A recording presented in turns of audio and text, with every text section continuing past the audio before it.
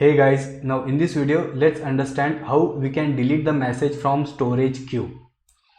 But more importantly, we will also understand why we should delete the message from storage queue after that message has been processed. And we will also understand this feature, that is pop receipt. So we will understand this pop receipt feature in detail, that is what it is and why we have this feature. So guys, we are in Azure and this is our storage account. See this one, and under that we have this queue, that is test queue. And as of now, if you see, we have one message in this queue, and observe this DQ count, it is 0. Okay, now again this is our console app, and let's say this is the service which consumes the messages from the storage queue. And again the code is simple and straightforward. So basically we have this queue name, then connection string to connect to our storage account, then we created this queue client, and you see for this we have installed this NuGet package, that is azure.storage.queues. Okay, now using queue client we can receive or we can retrieve the message from the storage queue. So again you can see the code is simple and straightforward. Now let's say in this variable, that is in this variable messages, we have retrieved the messages from the storage queue, right? And now let's say we want to delete the message from the storage queue. So basically this is the code.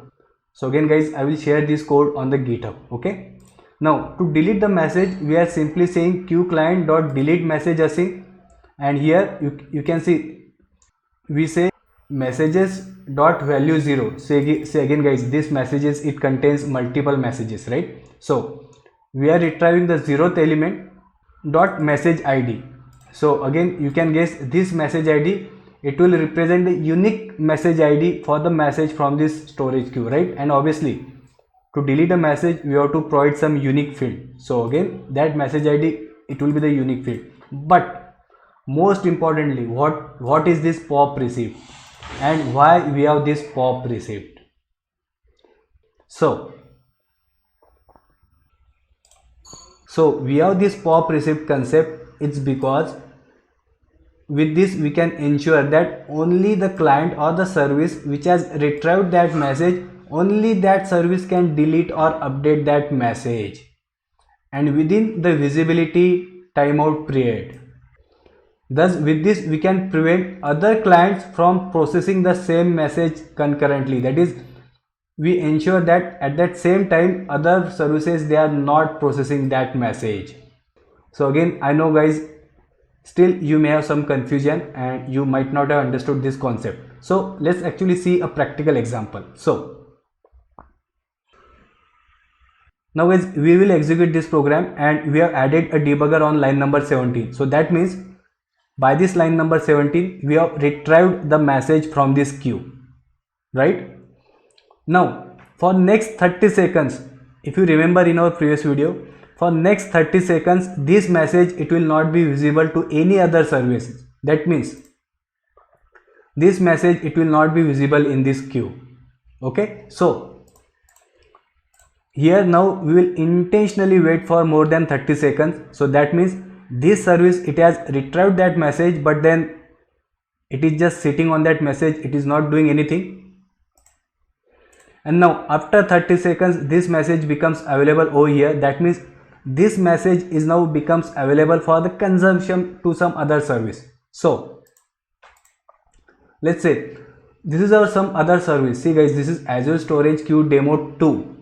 See, it is 2. Okay, so we will run this service. So now this service also has this message available, right? So at the same time two services, they are working on this message. And now we will continue the execution in this service once, and here now if this service tries to delete this message, as you can guess, this message, it has been already retrieved by some other service. So that means this pop receipt for this retrieved message by this service 1, it is now not valid. See again, when we try to delete the message, we simply provide this message ID and this pop receipt, right? But now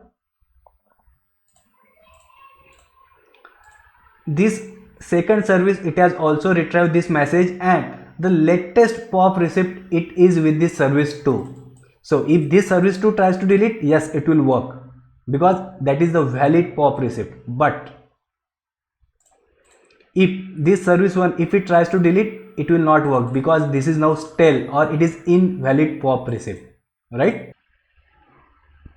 And that's why guys, whenever we have processed that message, we must delete that message. Otherwise, if we don't delete that message will be available to some other service, and that service will also process that message, right?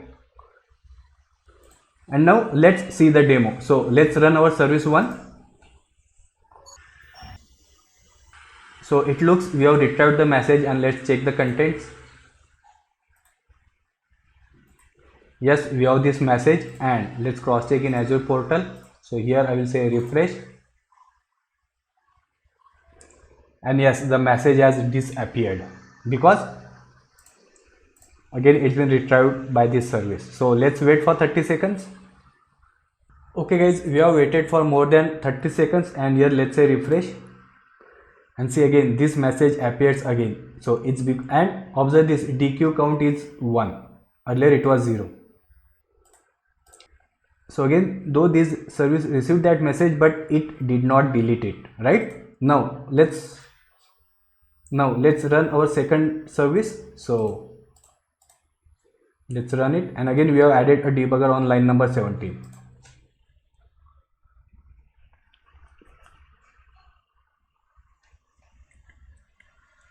So again this is our second service, and again let's cross check in portal.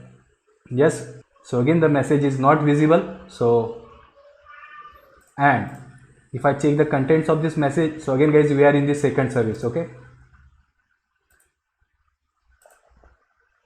And this also have this pop receipt, and the pop receipt which this second service has, it is valid pop receipt. So if this second service tries to delete this message, it will work. But if this first service, see, it also has this pop receipt, see, pop. If this first service tries to delete this message, it will not work because this pop receipt is now stale or it is not valid. Let's actually try that. I'll say continue, and yes, we have got the exception. Okay, so that's it guys. Thanks for listening.